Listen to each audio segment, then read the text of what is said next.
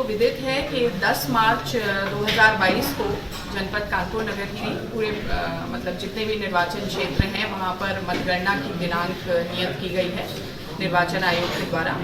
और इस बारे में ये हमारा जो मंडी समिति स्थल है नौबस्ता में, उसमें ये पूरा मतगणना स्थल के रूप में निर्धारित हुआ है।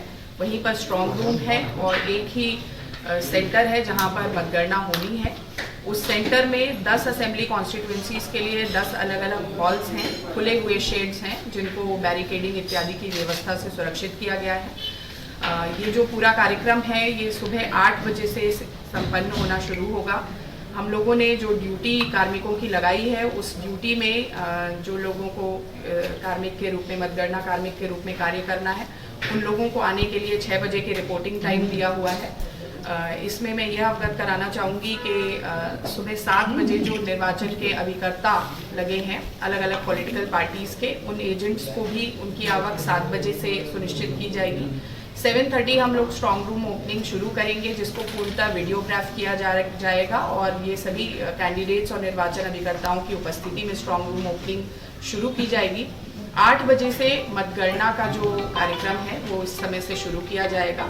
सबसे पहले पोस्टल बैलेट पर गणना जो है उसमें उसकी शुरुआत की जाएगी 8:30 से। आज 30 मिनट के बाद ईवीएम काउंटिंग जो है ईवीएम के राउंड शुरू होंगे। तो इस तरह की व्यवस्था माननीय निर्वाचन आयोग के निर्देशों के क्रम में की जा रही है। सुरक्षा व्यवस्थाओं के बारे में भी बताना चाहूँगी कि जो पूरे काउंटिंग हॉल्स हैं उनकी कॉर्डोनिंग जो है वो बैरिकेडिंग प्रॉपरली की गई है। इसमें एक वीवीपैट जो पर्ची मिलान के लिए 5 वीवीपैट्स जो हैं एंड में पेनल्टीमेट राउंड के बाद में जो मिलान होता है उस वीवीपैट पर्चियों के मिलान के लिए एक विभिन्न होल वाला केज भी बनाया गया है, उसकी भी व्यवस्था की गई है। और जो हमारे पोलिंग एजेंट्स के आने का रास्ता और जो मतगणना में लगे हुए पर्सनल हैं उनके लिए 2 अलग अलग रास्ते बनाए गए हैं और ये कहीं भी इंटरसेक्ट नहीं करते हैं। तो एक जो ईवीएम्स को लाने के लिए जो शुचिता बनाई रखनी है उसको हम लोगों ने इंश्योर किया है हमारे जो इस तरह से बैरिकेडिंग है।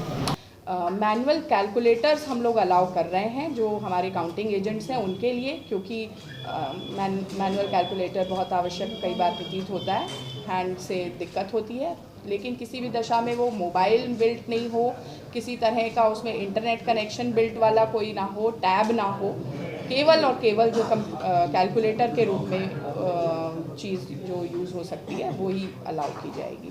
और इसको पुलिस के साथ भी हम लोगों ने साझा कर लिया है ताकि किसी प्रकार का कन्फ्यूजन ना रहे।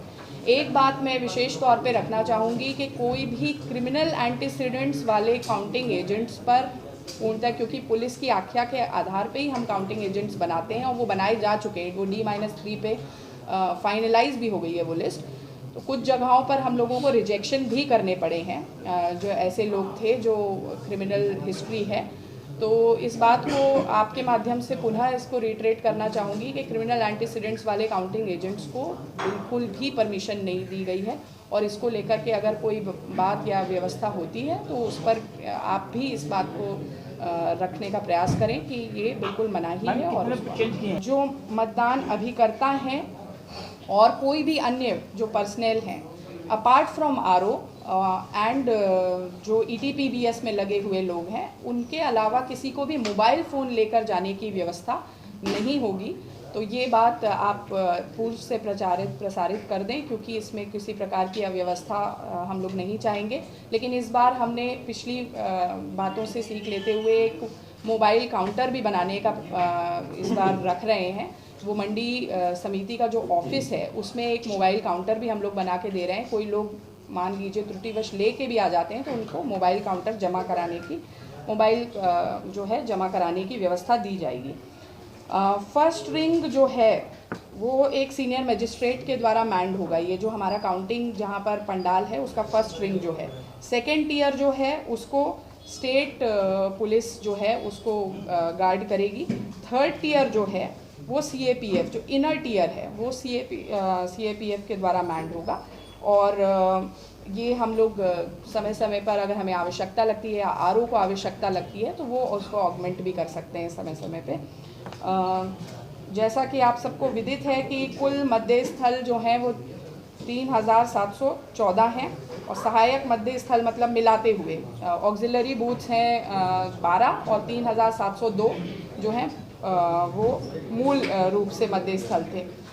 उसके अलावा जो मतों की कितने मत पड़ गए हैं विधानसभा निर्वाचन 2022 में अभी जो हुआ था उसकी संख्या भी आप लोग को शेयर की जा चुकी है, तो इसको बहुत डिटेल में मुझे लगता है मुझे आवश्यकता नहीं पड़ेगी, बहुत लंबा चौड़ा चार्ट है।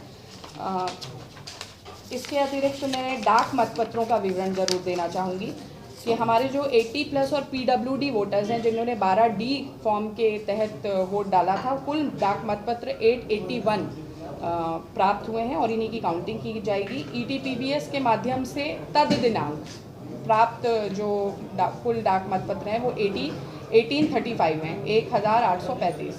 डाक से प्राप्त डाक मतपत्र 507 हैं। फैसिलिटेशन सेंटर पर पड़े डाक